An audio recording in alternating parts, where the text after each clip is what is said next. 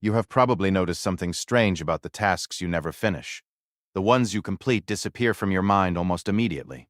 But the ones you leave half done, the email you started but did not send, the form sitting in a tab, the conversation you keep meaning to have, those stay with you. They come back at odd moments. In the shower, right before you fall asleep, during a meeting that has nothing to do with them. This is not a personality flaw. It is not about being disorganized or undisciplined. It is something much more specific, and understanding it changes how you see your own mind entirely. Most people assume that unfinished tasks feel persistent because they matter more. The reasoning goes, if something keeps coming back to you, it must be important, and important things deserve more mental energy. But this explanation does not hold up, because plenty of important things get finished and forgotten, and plenty of trivial low-stakes tasks haunt people for days. Importance alone does not explain the pattern. Something else is driving it. The more accurate explanation comes from how the brain handles incomplete information. Research in psychology has shown for decades that the human mind treats an unfinished task differently than a completed one. When you start something and do not finish it, your brain essentially keeps a file open. It continues allocating attention to that task in the background, returning to it repeatedly as if checking whether it has been resolved yet. Completion is what closes the file. Without it, the loop stays active. This effect, sometimes referred to as the Zeigarnik effect after the psychologist who first documented it, was initially observed in a very ordinary setting. Researchers noticed that waitstaff could recall the details of open orders with remarkable accuracy, but once a table paid and left, those same details faded almost immediately. The task being active in memory was directly tied to whether it had been completed. Finished tasks were released, unfinished ones were held. What makes this particularly interesting is that the brain does not seem to distinguish between tasks by size or significance when deciding what to hold. A small administrative task left unresolved can occupy just as much mental background noise as a significant project. The brain is not weighing the importance of the thing. It is simply tracking whether the loop was closed. That is a very different process than consciously deciding what to think about. This is why so many people report that mental clutter does not scale with how much they have to do. Someone with 3 unfinished tasks might feel more distracted than someone with 15 finished ones. The sensation is not about volume. It is about open loops, and the mind accumulates them without asking whether each one deserves the attention it is receiving. Think about what this looks like in an ordinary day. You sit down at your desk and start drafting a message, then get interrupted. You move on. Later in the afternoon, while you are doing something entirely unrelated, the message surfaces, not as a conscious decision to think about it, but as an intrusion. It simply appears. This is the retrieval system doing exactly what it was designed to do, which is to represent unresolved information until it gets resolved. The problem is that in modern life, interruptions are constant, and unfinished tasks accumulate faster than they can be completed. The same mechanism shows up on your phone. You open an app, get pulled away before finishing what you are doing, and later feel a vague sense that something is waiting for you. You may not even remember what it was, but the feeling persists. That restlessness is not anxiety in the clinical sense.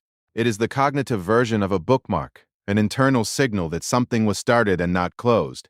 It also appears in social contexts. A conversation that ended awkwardly, a point you wanted to make but did not, a conflict that was interrupted before resolution. These stay in memory in a particular way. People often describe them as things they keep thinking about, even when they would prefer not to. The brain is not punishing them. It is doing the same thing it does with the unfinished email. It is keeping the file open because the task, in this case the social interaction, was not completed to a point of resolution. Here is where the uncomfortable part comes in. If this mechanism runs automatically, and if it operates independent of your conscious priorities, then a significant amount of what you think you are thinking about is not actually chosen.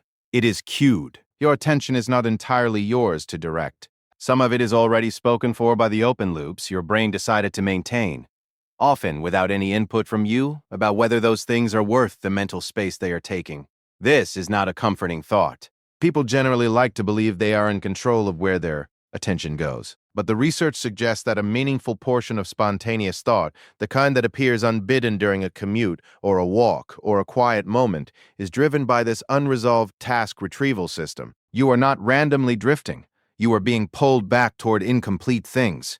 The drift has a structure, and the structure is not entirely under your command. It is worth being clear about what this does not mean. This is not an argument that finishing everything is possible or even desirable.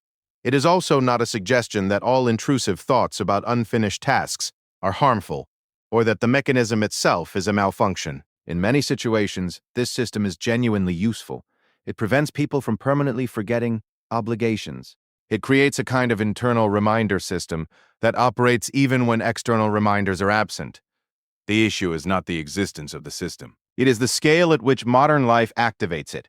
Humans did not evolve in environments where they were managing dozens of open tasks simultaneously across multiple contexts. The open-loop system was designed, in an evolutionary sense, for a much smaller number of active concerns at any given time.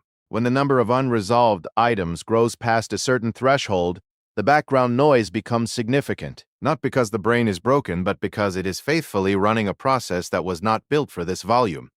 That is the quiet truth at the center of all of this. The restlessness many people feel is not a sign of weakness or distraction or poor mental habits. It is the sound of a system working as intended, in conditions it was never designed for. The mind holding on to unfinished things is not a failure. It is the brain doing its job in an environment that has outpaced the job description. So the next time something unfinished surfaces in your mind at an inconvenient moment, it might be worth pausing on that for just a second.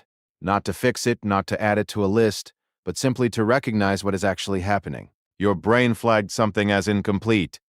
It brought it back. That is the system operating correctly. Understanding that does not make the feeling go away, but it does change what the feeling means. And sometimes, understanding what something is the most useful place to start.